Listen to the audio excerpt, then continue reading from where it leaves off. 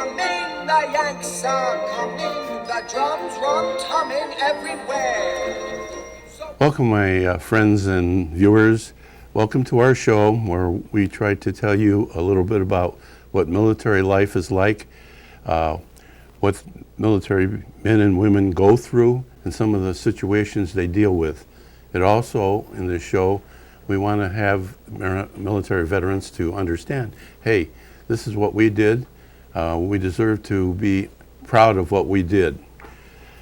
My show today, we're going to be talking about the Army Rangers.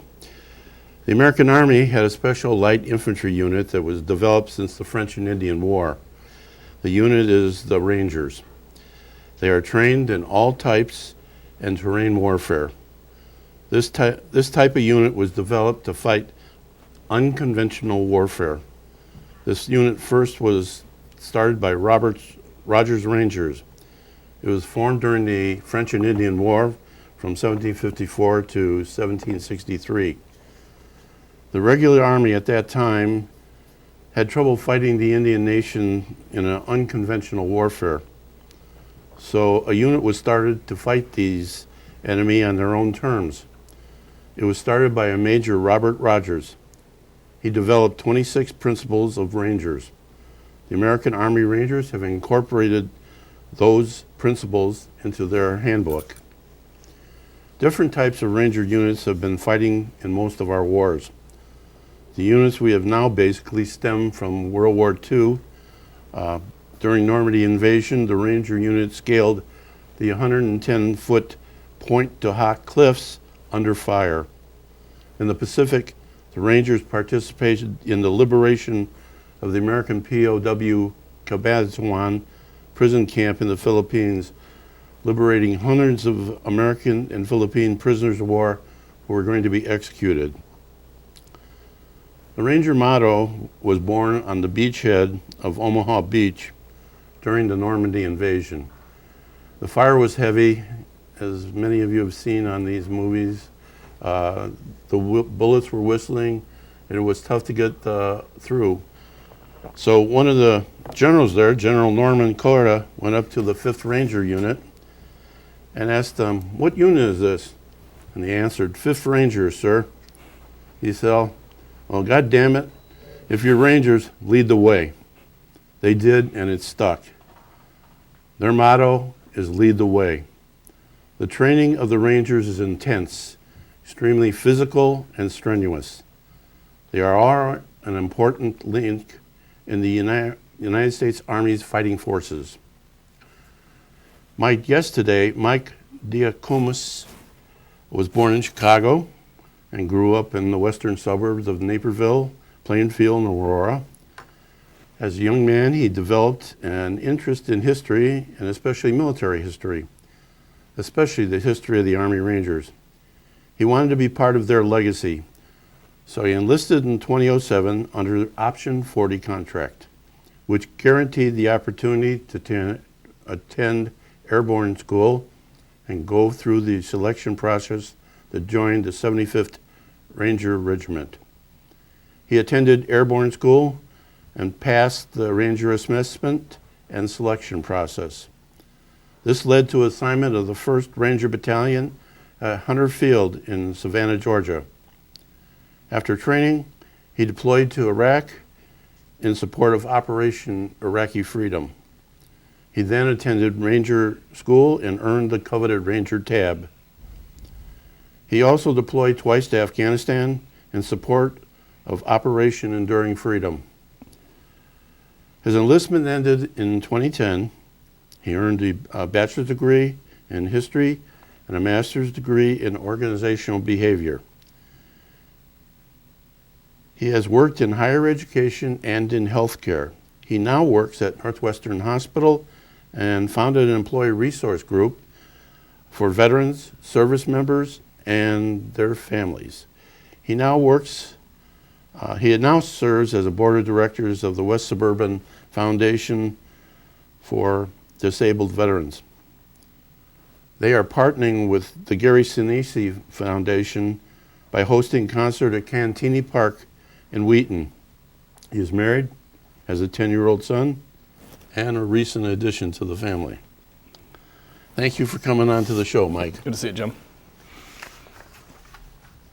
What influenced your decision to join the Army?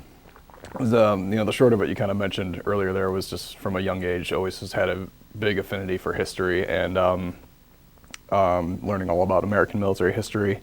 And there was one book in particular, I think that was the tipping point for me, and you kind of mentioned it there a little bit. It's a book called Ghost Soldiers by Hampton Sides, which actually does account the 6th Ranger Battalion's POW rescue of the Capanatuan POW camp there, and it was just such an incredibly harrowing story for me, and it didn't get a lot of attention because the war ended, I think, a few weeks after there, so it really kind of got buried under the news articles there. But it kind of led me down this like Ranger rabbit hole, so to speak. I wanted to learn everything I could about the Rangers, and I always knew I wanted to join the military. I wasn't sure what branch, but I think that book in particular was like the tipping point for me, and not just to join the Army, but to throw my hat in with attempting to go through the selection process for the Rangers there too.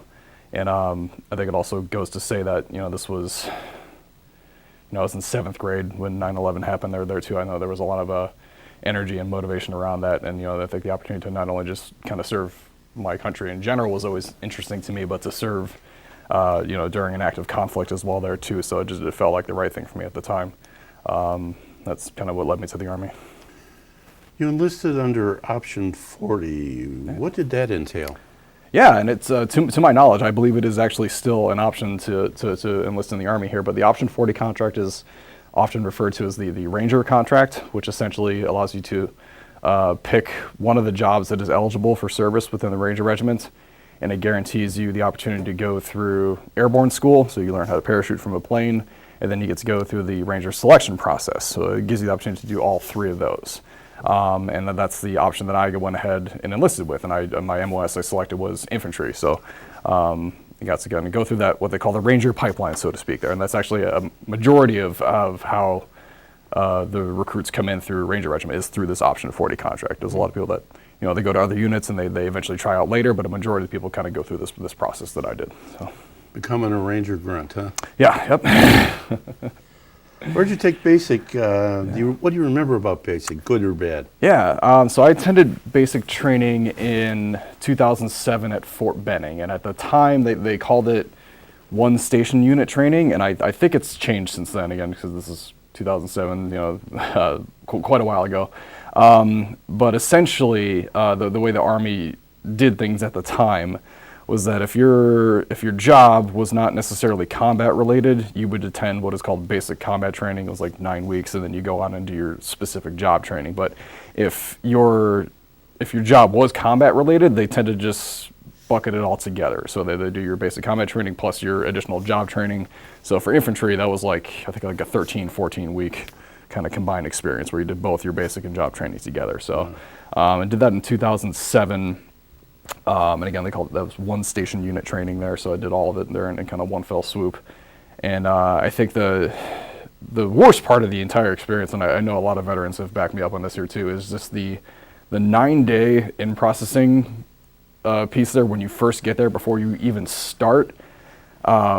Just awful. It's you're first introduced to the concept of hurry up and wait for the first time, and it's surprisingly just breaks you down mentally somehow by literally doing nothing. It's 9 days of waiting, sitting in a line, filling out paperwork, getting yelled at. You can barely even talk to the people beside you because they don't want you to be quiet. It's just, it's probably the worst 9 days is the first 9 days actually there too. And I remember just being so incredibly bored out of my mind that by the time we actually started basic training, and the thrill and anxiety and stress of it was actually kind of enjoyable for a little bit until the reality set in there. And basic training wasn't really challenging in the way that you would think. I think the vision people have is that Full Metal Jacket experience where you're just constant strenuous physical exercise, which is certainly there. That's a thing that you do, but it comes in, I think, shorter, more intense waves than you would think, and doing things that don't sound so difficult, but a few minutes into it, you're like, okay, my body's really hurting right now. I think, example here, you could probably, you do 50 push-ups or something like that, and you do 50 push-ups and that's it. And you're more likely the drill sergeants had an affinity for like Jim sit in the push-up position for like 10 minutes, and you're like, okay, this really hurts after like 2 minutes, things like that, or like holding your rifle. Holding your rifle, but like it's a 7-pound weapon, right? And you hold it over your head, and like 3 minutes into it, and everybody in the room's like, you know, it's little things like that, and I think it kind of hammered home the point, you know, that you know, being an infantry soldier is that they're not looking for muscular strength so much as they're looking for muscular endurance. To effectively do that job, you need to be able to carry a heavy amount of weight and to move a very long distance. That's really what they're kind of training your body physically to do there too.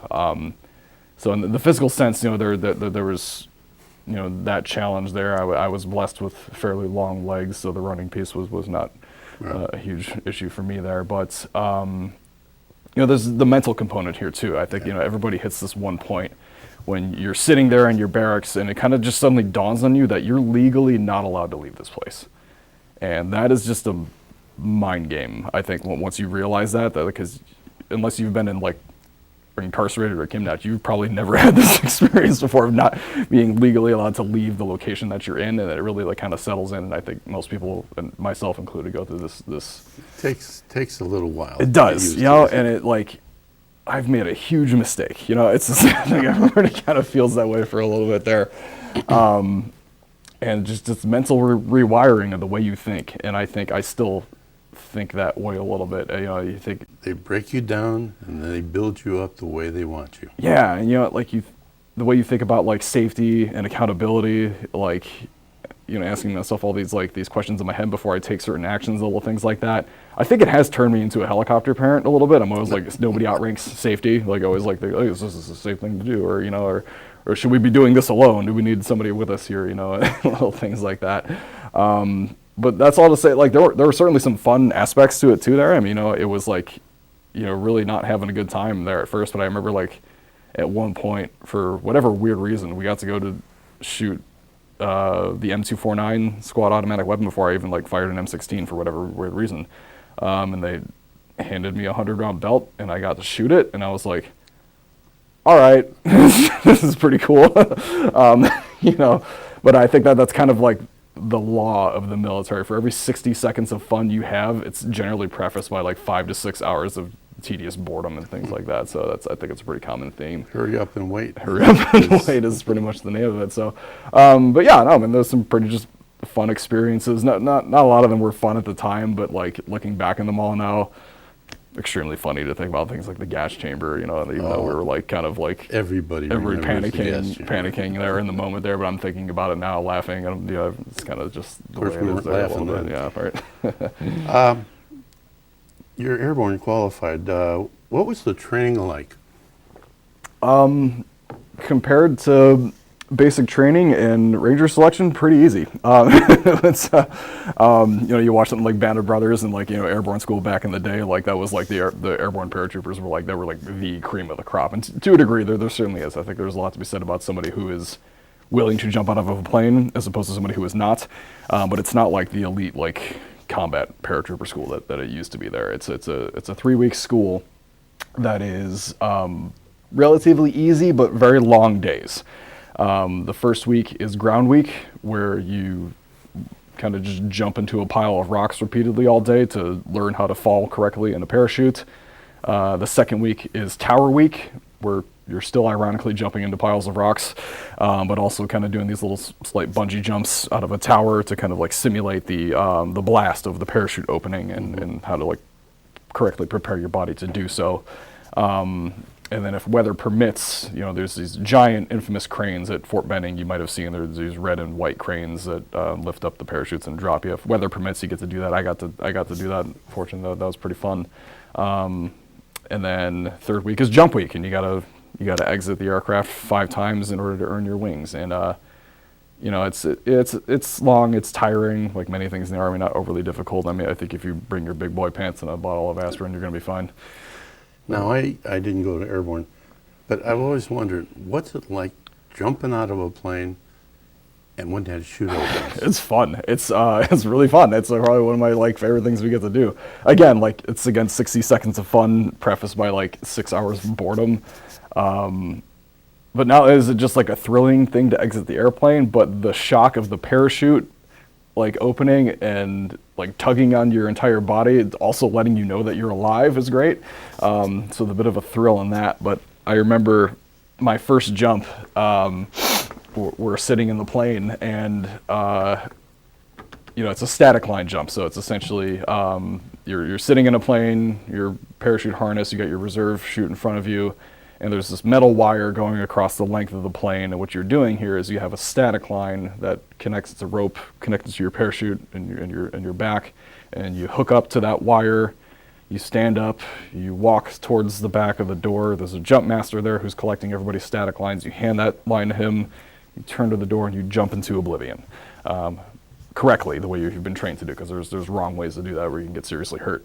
But I remember this is our first jump, and there's this guy sitting across from me, and we're taking off, and he's like, I've never been in a plane before. And we're like, what are you talking about? Like, how do you, like, you flew to basic, right? Like, that's the everybody flew. He's like, no, I took a Greyhound bus to Fort Jackson or whatever. And we're like, and he's freaking out. He's like, I'm not going to do this. I'm not going to jump. And he's like freaking out, and he's losing it. And we're like, hey, dude, this isn't easy for us either, man. Can you like calm down a little bit? Yeah, he was a jump refusal. It's pretty rare, actually. I think it's like the only real way you can fail the school is do that. So like he refused to hook up. So he was out there, but it was just a little nerve striking there at the same time because it was our first time doing it there too. But yeah, no, pretty thrilling experience. I've done it. I think I have 20 or 22 jumps. Always a good time. So yeah, that's great. You were assigned to the first 75th Infantry Regiment, 1st Battalion, to do training. Yeah. What was that training like? Since you've gone through basic now, yeah, you've gone through airborne school. What more are they teaching you? Yeah. So we talk about like the selection process first, or like the training. So that was. If you hear anybody talk about it nowadays, they're going to call it Ranger Assessment and Selection Program. When I went through, it was called Ranger Indoctrination Program.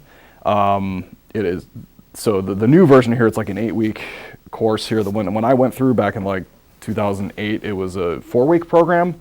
So that's the only one I can really speak to there. But the new version of the program, Ranger Regiment X, has some really cool videos on YouTube actually that kind of outline the experience there. So if you guys want to see what that's like, you could check that out. But yeah, I went through the 4-week version, which is literally just designed. It's I'm trying to describe it here. It's not really like a skill-based type of experience. It's really designed to see if you just have what it takes to serve in the regiment to begin with. You're going to learn all the things about like, being a real ranger when you get there to your unit, but this is really just to see like, can you even hack it? And are you even smart enough to hack it too? There are those little things in there, like there's even like a history test, like little things like that, and little things like, can you remember the weights of all these different weapon systems and things like that? So you have the basic, cognitive ability to do the job as well there too. But I think where this experience stood out from the rest was that this is the first time anywhere in your very short military career that you could actually quit. This is the first time we actually had any agency in what we were doing here. Like I could make the madness stop at any point. All I had to do was raise my hand and quit. But in that same vein, you also had the choice to not quit. And what regiment is looking for is people who, given those circumstances, made the decision not to quit. And if my memory serves, I think my class started about like 160 and we graduated about 84. So pretty close to like a 50% attrition rate. And I remember some of these instructors really too, man, they are, some of these guys had some reputation. They were like absolute nightmares. And like they're supposed to be, that's their job. But really just kind of driving you mad with some of the things that they made you do there. And you could tell that there were some people that were like, they were ready to quit before you even started, because the way the whole process is set up is you're kind of in a holdover, like waiting to start the program, and you can't quit when you're in that holdover piece. And there's a number of those people had already made that decision that they were going to quit when they were in the holdover status, so they couldn't quit until they started there. So like the first few days were just like, whoa, people quitting left and right there. But yeah, it would be a pretty intense experience, just physically and mentally. There were just not a lot of sleep, a lot of physical strenuous exercise. out in the cold. That second week in particular, we're at a little place in Fort Benning in the woods called Coal Range, which is like kind of it's like the penultimate kind of like terrible experience of the entire program, where a lot of people end up quitting. They got like a fire going the entire time, and like, hey, you guys quit anytime you want. You go hang out by that fire over there. It seems pretty nice and cozy over there. It's kind of dangling that carrot in front of you there. Trying to see if you have what it takes. Yeah, absolutely. And so I remember of those like 84 of us, I think 12 of us ended up going to 1st Battalion out in Savannah there too. And that's when we, you finish the process, and you get that's my tambouret right there. You even get like a new like PT uniform. You're visually distinctive from other soldiers now. You're in this new elite unit, and it's hard not to get like a big head at that point. Like you're like, yeah, we're this cool elite unit and stuff like that. And the cadre, they told us this before we got there, but they were very clear in the process, like, you guys don't know anything yet. And that was evidently clear to me when I first arrived to the unit, especially on my first day. Was just, wow, we've got a lot to learn, because just like you see the caliber of guys you're working with when I first got to my unit in the first day, and I was just like, I was intimidated by them at the time, by how good they were at their job. And it's been like 13 years since, and I'm still a little bit intimidated thinking about them now. Some of these guys that decided to do this for life, they were just incredible warriors. I can't speak highly of some of these guys enough. Understood. I've met some people like that myself. Yeah. So. You went to Iraq, Yeah. and deployed to Iraq and Afghanistan. Mm-hmm. What were these experiences like? Yeah, so I'm going to speak in pretty broad strokes, just because, in terms of like what we're allowed to talk about, not allowed to talk about. Right. Not 100% sure. I remember some specific things they said don't talk about, and then like I'd see it on like a TV show 5 years later. But just kind of respect the direction there still, and talk about things that are kind of more like publicly available there. But having been both to Iraq and Afghanistan there, I think what stood out to me the most were living conditions were like not that bad. In most of my experiences were on the major like forward operating bases and things like that. As I know there's probably some veterans watching here who are maybe around some of those remote outposts out in the mountains and things like that. They're probably saying, what are you talking about? But yeah, having been in some of the bigger forward operating bases there, there was, some guys are pretty comfortable with the process there. It was pretty normal for people to have giant DVD libraries of like video games and movies and things to keep us occupied there. Various things like that. Ready access to gyms and things like that, and things. Your group at the hospital helps me with care packages. Yeah. Can you tell people what those care packages mean to you when you get them? Yeah, they mean a lot. There's the physical things in there that are just certainly enjoyable, that are hard to get a hold of when you're overseas, but I think there's 2 other pieces there. One is that it just shows that people care. Like there's people out there supporting you and thinking about you, even though that you can't see them. And the second piece is just, it feels good to have a piece of home. It really feels good to have a piece of home. I can't understand that. It's just, you're on the other side of the world in a different hemisphere. Been there, done that. Different place and different culture, and then like you get something like a I don't know, like an energy drink or something, or like my dad got me this beef jerky from Wisconsin one time, and it was just like, yeah, it made me feel like I was home for a little bit there. I had a piece of it with me, so yeah, absolutely. But yeah. Well, when you came home, deployed home after your first deployment, that's when you went to Ranger School. Yeah, that was a bit of a shock for me, because I got home from Iraq. I had my plane tickets to go home on leave, and then my squad leader came and said, hey, we got a slot for Ranger School, you're taking it. And it wasn't even a question, because even if it was a question, I would have said yes here, because life in Ranger Regiment without your Ranger tab is not fun. It's a bit of a cultural thing there. It's actually, once you join the Ranger Regiment, you've got, the clock is ticking for 2 years, and you got 2 years to get your Ranger tab or you're out.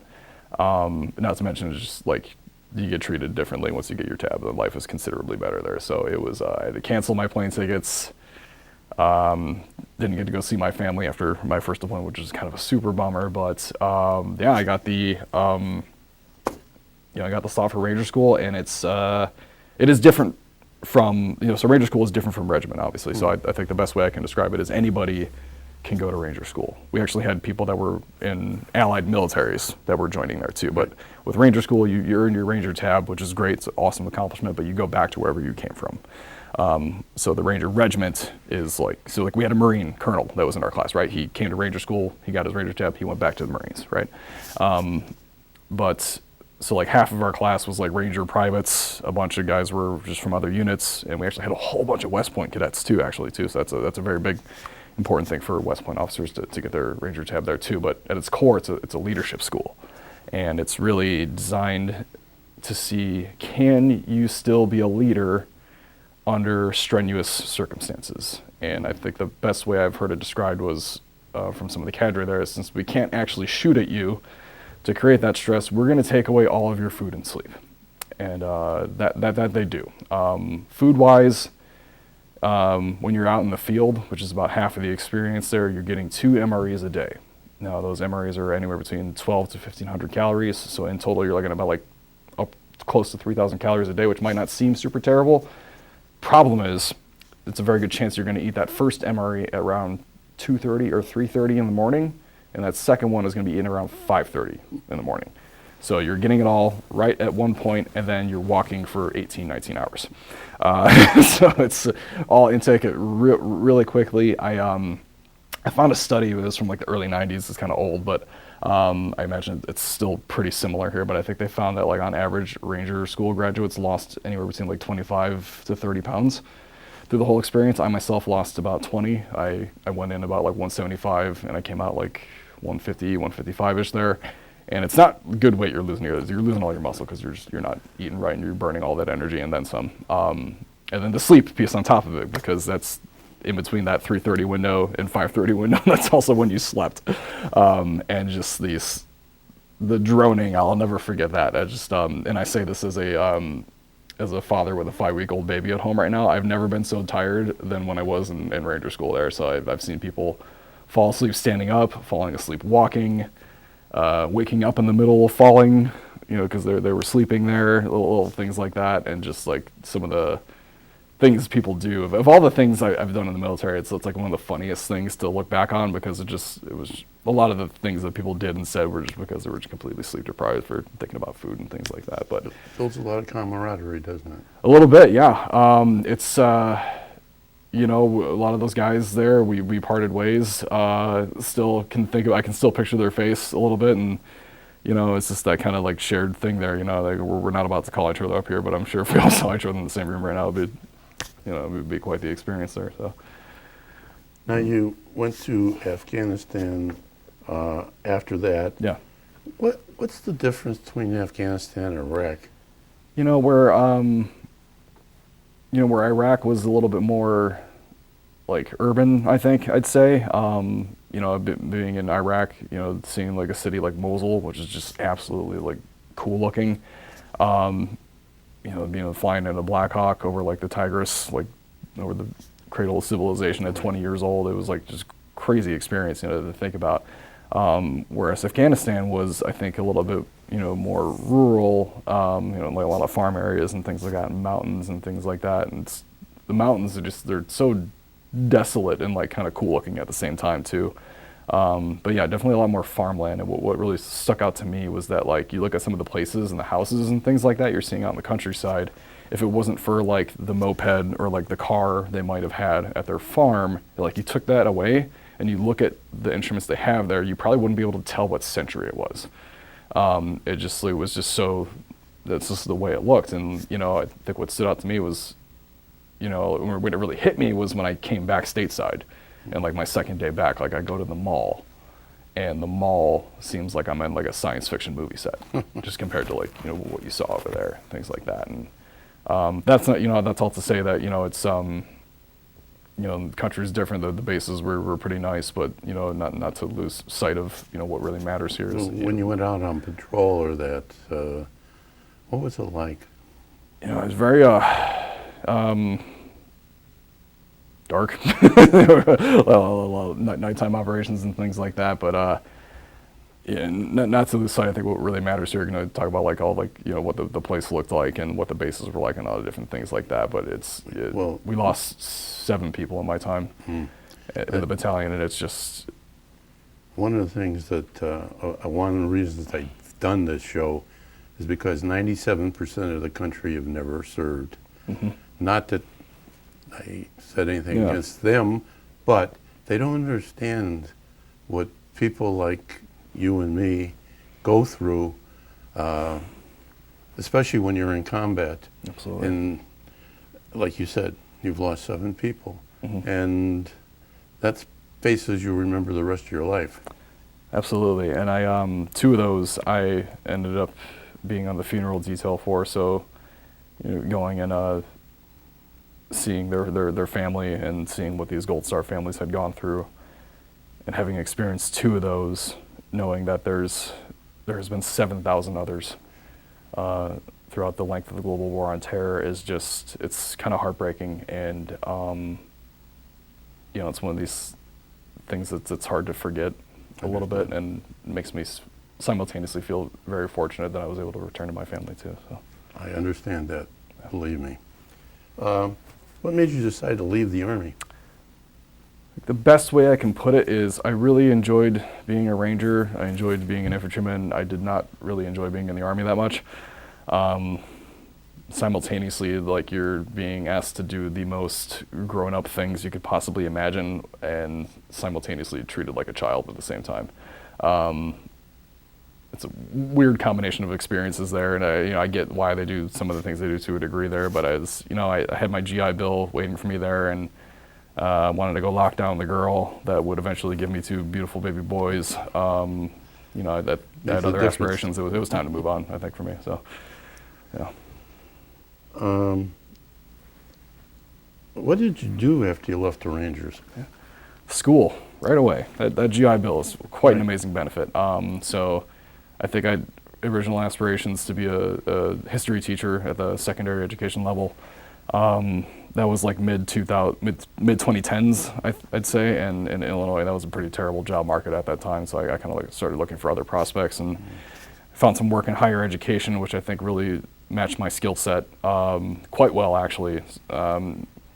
Really glad that opportunity fell into my lap. And then through that, I actually discovered a graduate program in management and organizational behavior, and I went ahead and got that degree as well there too. So it was 2 degrees almost entirely on the government dime. Incredible. And the cool thing about that, I don't think people realize that's like that GI Bill benefit is because of veterans. The veterans that came before us and fought for it in the bonus army, and that was not given. That was fought for and earned, and I was honored to use it. So we earned it. Yeah, we did. As a member of Northwestern Medicine, you chair a resource group that supports veterans, which I've worked with some of the people that. Besides helping my group, what does your group do? I'm going to preface my comments with, I feel remiss that I feel like I'm the only guy from the group that has not come to Krews on Tuesday night to help with care packages here, but I think that speaks to the strength of the group, that we have so many people willing to come out and help you guys out there. But yeah, so I know when Mike was on the show, he talked at large about the larger network there, so I'll speak to our group specifically there, but we're in our 2nd year of operation.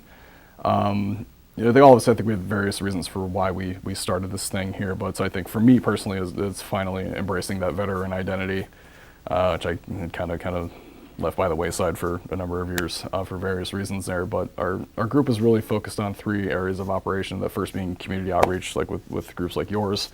I got to say, I think my favorite group I think we've worked with, and we're doing it again this year, is the Midwest Shelter for Homeless Veterans.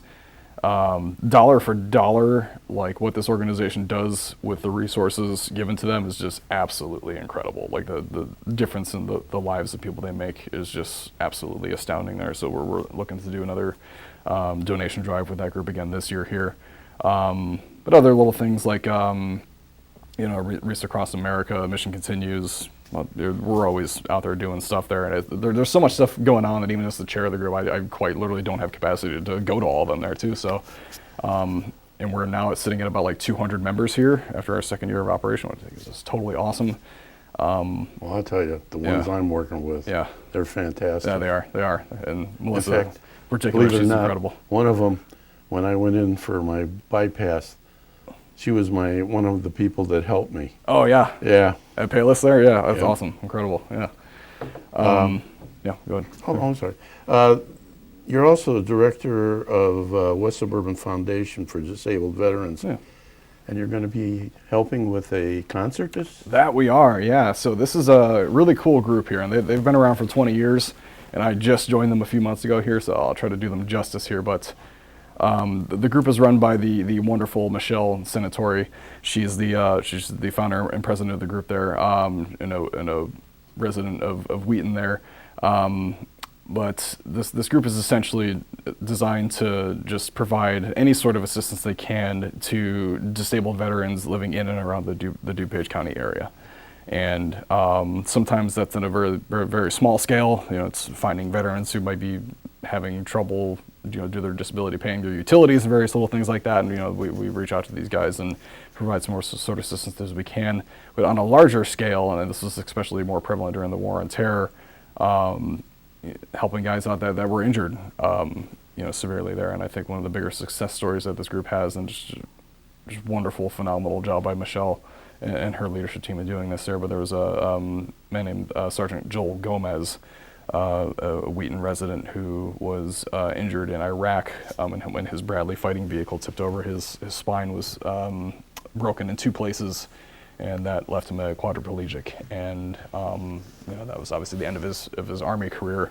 But the group got together and partnered with the whole of the Wheaton community to build him a house, and not just a house, but an accessible house that he could, you know, spend the rest of his days in, and even not just creating ramps and things like that, but like allowing Joel to operate lights and appliances with his voice. It's just incredible things like that. And you know, Joel, you know, his life after that accident wasn't the life that he deserved, but Michelle and this group was able to give him the best life he possibly could have had. And As I understand, believe me. and the concert, yeah. So and the concert too. So it's July 12th. So we're actually meeting today to kind of discuss some of the charities we're going to be fundraising for here, but we're looking to donate the proceeds from the concert to about 20 different groups there in partnership with the Gary Sinise Foundation. So Gary Sinise and Lieutenant Dan Band are going to come out and play an awesome show. But if you guys want to get tickets too, they're on sale right now. And if concerts really aren't your thing and you want to just buy tickets to other veterans in the DuPage County area, you can buy tickets on their behalf there too, all on their website. So really, really cool opportunity. Sounds good. Yeah. My final question I ask the veterans when they come on my show, you know, how do you feel about being a vet? But sometimes people don't understand what it means to us. And how do you feel about being a vet? Yeah, you know, it's a hard question to answer, Jim, because I think it's changed over time for me. I think, you know, earlier on when I got out, I was ready to kind of leave it all behind. I remember this. This one time, this major gave a speech to us, and it was like maybe a month before our deployment. He was talking to us, and I think his intention was positive. I think he was trying to talk us up and make us feel good. He was telling us here that this is going to be the greatest thing you guys are ever going to do in your life. And I kind of hated him for that, because I think what he was telling these 19, 20-year-old kids was that they've peaked right here, and that you're not going to go on and do anything greater than what you're doing right now. And you know, I didn't like that. I was like, you know what, I've got more to do. I want to do more, and I don't want this to be it. And so I kind of discarded the identity a little bit. I wanted to like reinvent myself and become this new person, and just let this experience of being a veteran being the sum of my parts rather than being who I was. Right. And it wasn't until I think like towards like, you know, the U.S. withdrawal from Afghanistan, where I think most of us had some, you know, pretty complicated feelings in that matter, I really began to re-examine this identity for myself and what it means. And I think it came back to this whole idea that, you know, like veterans today enjoy the benefits that we have now because of the veterans that came before us. Because And I'm not saying service members that came before us, I'm talking about the veterans that came before us here. We have things like the GI Bill because they fought and advocated for it. Right. And if things like that in the future ever come under threat, it's going to be today's veterans would be the ones that are going to preserve it. So it's really helped me kind of embrace this identity going forward. Well, thank you for being on my show. Thank you, Jim. Appreciate it. And I'd like to give you this pin and this coin. Been a great interview. Absolutely. Thank you, Jim. Thank you. Had a great time. We have servicemen and women all over the world currently. I'd like to ask you to take a moment to remember our 4 soldiers who lost their lives in Lithuania during a training exercise. As I've said to you many times and stressed this, the military, even when it's not at war, is a dangerous profession. We need to support and honor the men and women who serve now and those who served in the past. We do appreciate when you thank us for our service. I want to read a letter I received from one of the units we support with care packages. Dear Mr. Kruses, on behalf of the soldiers and airmen of our forward location, I'd like to thank you and your ministry, Kruses Krew, so much for your generous contributions to our morale and well-being. Your numerous care packages containing toiletries, snacks, DVDs, CDs, and sundry items were received and donated to the chapel here on our base for all personnel, airmen and soldiers, to utilize when they are in need. It warms all of our hearts to know that you care about us so much. Receiving these gifts keeps us connected to home, and it is always nice to get something in the mail. Thank you for communicating to our unit that we are not forgotten, that our service is appreciated. May God richly bless you and for your generosity. Sincerely, Allison L. Ward, Chaplain, Captain, U.S. Army. Thank you again for tuning in to this show. I hope that you will give another look at us to see what the life is like in the military, what the men and women do and go through. And I look forward to being here next month with another show here on PHTV4 about military life.